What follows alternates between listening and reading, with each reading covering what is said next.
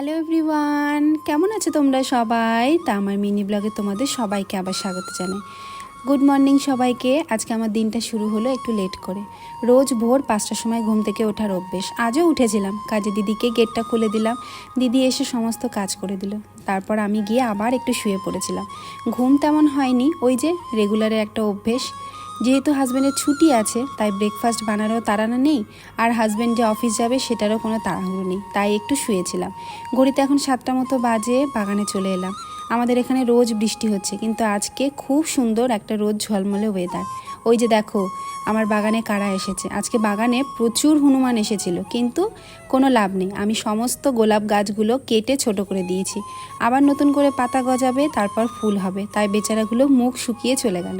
ঘড়িতে এখন প্রায় 9টা মতো বাজে। হাজব্যান্ড নিয়ে এলো অনেক সবজি। যেহেতু ছুটির দিন, আমাদের ছুটির দিনে বাজার প্রচুর আসে। এনেছিল পালং শাক, কুমড়ো, এখানে ক্যাপসিকাম, গাজর, যেগুলো ছাড়া আমার একদম চলে না, প্রতিদিনের ব্রেকফাস্টে লাগে। এই পুঁই শাকটা এনেছিল, প্রচুর ভালো ভালো টমেটো এনেছিল, আর এনেছিল ভেন্ডি, করলা। আর মাছের মধ্যে এনেছিল এই যে দেখো পমফ্রেট মাছ। তোমরা কারা কারা এই মাছটা খেতে ভালোবাসো কমেন্টে জানিও। আমি কিন্তু এই মাছগুলো আগে একটুও খেতাম না, বড্ড কেমন একটা গা গুলিয়ে উঠতো, কিন্তু জানো এখন আমার সামুদ্রিক মাছের প্রতি একটা আলাদাই ভালোবাসা।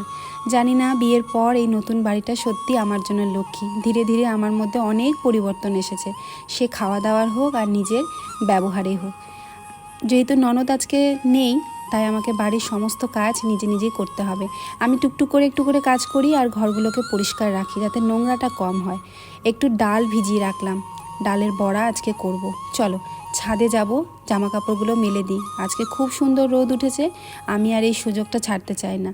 এত ভালো হাওয়া হচ্ছিল আর তেমনি সুন্দর রোদ। আর আকাশটা দেখেছো আজকে কি নীল। এই বর্ষাকালের আকাশটা না বড্ড কিন্তু সুন্দর লাগে।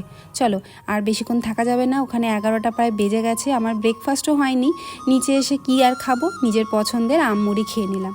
চলে এলাম রান্নাঘরে, একটু মসুর ডাল করব পেঁয়াজ রসুন দিয়ে। আর এদিকে একটু ভেজে নিলাম কাঁকরুল। ভালো দেখলাম বাজার থেকেও কাঁকরুল এনেছে, তাই ভাবলাম সেটারই একটু ভাজা করি। আজকে খুব বেশি রান্না করব না, হাজব্যান্ড যেহেতু ডালটা অন্যদিন ও অফিসে নিয়ে যেতে পারে না, তাই ছুটির দিন একটু ডালটা রান্না করি। এদিকে ওই ডালের যে ভিজিয়ে রেখেছিলাম সেটা ভালো করে পেঁয়াজ দিয়ে ধনেপাতা দিয়ে পেস্ট করে রেখে দিলাম। দুপুর এখন প্রায় 2টো, চলে এলাম রান্নাঘরে। ইলিশ মাছ যে সকালে এনেছিল সেটা এখন ভাজবো, আর সেই ডালের বড়া। এদিকে গরম তেলের মধ্যে একটা ইলিশ মাছ ভাজতে বসিয়ে দিলাম, আর ওদিকে আমার ডালের বড়াগুলো প্রায় ভাজা হয়েই গেছে। বেশ লাল লাল করে ভেজেছি। হাজব্যান্ড ভাজতে ভাজতে 2টো নিয়ে গেল, ও ভাজা পোড়া খেতে বড্ড ভালোবাসে। তারপর 2টো থালা সাজিয়ে নিলাম। এই ছুটির দিন পাই যখন আমরা হাজব্যান্ড ওয়াইফ একসাথে লাঞ্চ করতে পারি। বর্ষাকালে কিন্তু বেশ ভালো ভালো ইলিশ মাছ ওঠে বাজারে। আজকের মাছটা বড্ড খেতে ভালো ছিল। তোমাদের কার কার ভালো লাগে ইলিশ মাছ খেতে কমেন্টে জানিও। আমার কিন্তু দারুণ লাগে ইলিশ মাছ খেতে। তারপর খেয়েছিলাম রথের মেলা থেকে আনা একটা জিলাপি। তো চলো ভিডিওটা তাহলে এখানেই শেষ করছি। তোমরা সবাই ভালো থেকো, দেখা হবে পরের ব্লগে।